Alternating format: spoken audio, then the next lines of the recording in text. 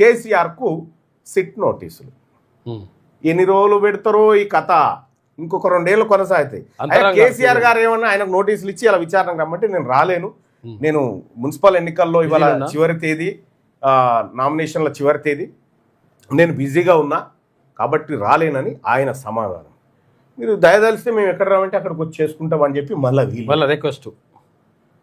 ఆయనేమో ఒకసారి చూస్తుంది అనేటువంటి ఆయన. ఏం డ్రామా ఇదంతా?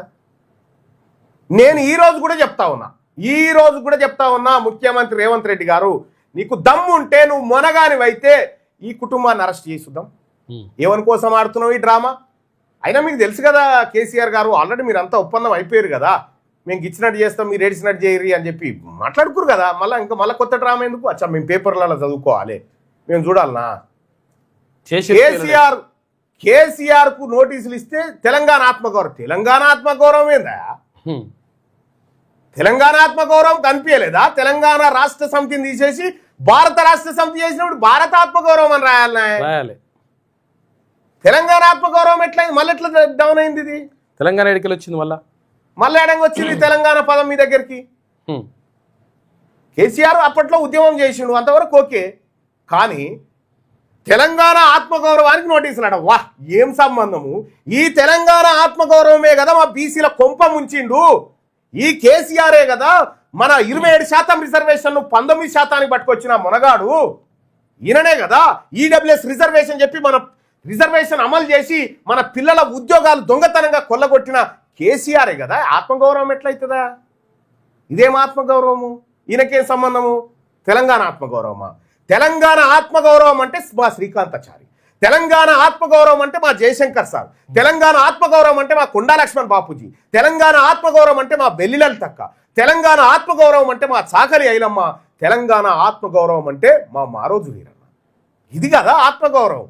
వీళ్ళ ఆత్మగౌరవం ఏందా? తెలంగాణను దోపిడీ చేసిన దొంగల ముఠా కదా ఇది. తెలంగాణను దోపిడీ చేసిన దొంగల ముఠా. ఈ దొంగల ముఠాకు నోటీసులు ఇస్తే ఆత్మగౌరవానికి ఎవని ఆత్మగౌరవము, ఎవనికి ఆత్మ, ఎవని గౌరవము? అదేదో మీ బిడ్డను ఊరికే తిడతా ఉన్నారని చెప్పి ఆ పొల్ల అటు రేవంత్ రెడ్డి చెప్పి ఇలా నలుగురిని జర ఇబ్బంది పెట్టారంటే పెడతా ఉండు అంతే. ఏం మిమ్మల్ని అరెస్ట్ చేసి లోపడే జైలు ఎత్తాడు అనుకుంటున్నావా? మా సీఎం దగ్గర గంతదమ్మ ఎక్కడదా? నువ్వు గమ్మత్తున్నావు. పైకి గంభీరతగా లోపల అన్ని పిరికే. ఆయన ఫైల్ మీ దగ్గర ఉంది కదా, మీకు తెలియంది ఏముంది? అది మాకు కూడా తెలుసు. ఆయన ఫైల్ మీ దగ్గర ఉంది, మీ ఫైల్ ఆయన దగ్గర ఉంది. 2 - 2 0 హల్లి. నేను చెప్తున్నా కదా ముఖ్యమంత్రి గారు రేవంత్ రెడ్డి గారు వీళ్ళని అరెస్టు చేయలేను అని నీకైతే తెలుసు. ఈ నలుగురు వీళ్ళు చేసినంత పాపం ఇంకా ఆమె కూడా, ఆ శమంత కూడా, ఈ నలుగురు చేసినంత పాపం ఇంకెవరు చేయలే. ఈ భూమిని తెలంగాణ రాష్ట్రాన్ని సర్వనాశనం చేసినటువంటి దొంగల ముఠా. ఈ ముఠాకు నోటీసులు ఇస్తే ఆయన అంటాడు, ఒక ఆయన తిలకం దిద్దుకొని వెళ్తాడు, వీరుడైనట్టుగా అలాగే. మేమందరం పోయినాం విచారణకు. మా ఫోన్లే కదా ట్యాప్ చేసిన దొంగలీలు, నా ఫోన్లే కదా ట్యాప్ చేసిన దొంగలీలు. దొంగతనం చేసిన వాళ్ళకి సంతకం అది పెట్టి బొట్టు పెట్టి పంపిస్తారు. బొట్టు పెట్టి ఇంకా ఆయన అందుకే వీర తిలకం దిద్దుకొని వెళ్తాడు. వెళ్ళి బయటకు వచ్చి ప్రెస్ మీట్ పెట్టి ఆయన ఏమంటాడు, ఇది ఒట్టిదే లోటపీస్ కేసు అని అంటాడు. ఒట్టిదే. ఒక ఒట్టి కేసుకే తిలకం ఎందుకు? ఒట్టి కేసుకే అడావిడి ఎందుకు? ఒట్టి కేసుకే జిందాబాదులు ఎందుకు? ఒట్టి కేసు అని మీ నాయన చెప్పరాదు మరి. ఒట్టి కేసు కాకపోతే గట్టి కేసా? అది కేవలం మిమ్మల్ని బ్లాక్మెయిల్ చేసేందుకు రేవంత్ రెడ్డి ఆడుతున్నటువంటి ఆట. అదేదో నిజంగా ఫోన్ ట్యాపింగ్ కేసులో మిమ్మల్ని ఎవరిని అరెస్ట్ చేయరు, మీరు గుర్తుపెట్టుకోరు. మిమ్మల్ని ఎవరిని కూడా అరెస్ట్ చేయరు. ఆ బుజ్జి కళ్ళల్లో ఆనందం కోసం రేవంత్ రెడ్డి గారు ఈ కార్యక్రమానికి తెరలేపిండు గంతే. ఇవాళ తెలంగాణ రాష్ట్రంలో అందరికంటే ఎక్కువ సంతోషపడేది ఎవరు? కేసీఆర్కు నోటీసులు ఇచ్చినందుకు కవిత సంతోషపడుతుంది. బిడ్డ నన్ను గెంటేస్తారా ఇంట్లోకేని? నేను రేవంత్ రెడ్డితో కలిసి నేను చేయిస్తున్నాం. మళ్ళీ ఇంకా ఆమె కూడా పాపం రేవంత్ రెడ్డిని ఏమనకపోతే డౌట్ వచ్చేటట్టుందని గుంపు వేస్తారు అంటుంది ఈ మధ్యలో. ఈ డ్రామాలన్నీ చూస్తూనే ఉన్నాం. తెలంగాణ సమాజం 42% రిజర్వేషన్ పేరుతో మోసం చేసిన దొంగల పార్టీ కాంగ్రెస్ పార్టీ అయితే 42% రిజర్వేషన్ అంశమే మాట్లాడనటువంటి దొంగల ముఠా పార్టీ బీఆర్ఎస్ పార్టీ. మాకు సంబంధమే లేదన్నట్టు ఉన్నటువంటి బీజేపీ పార్టీ.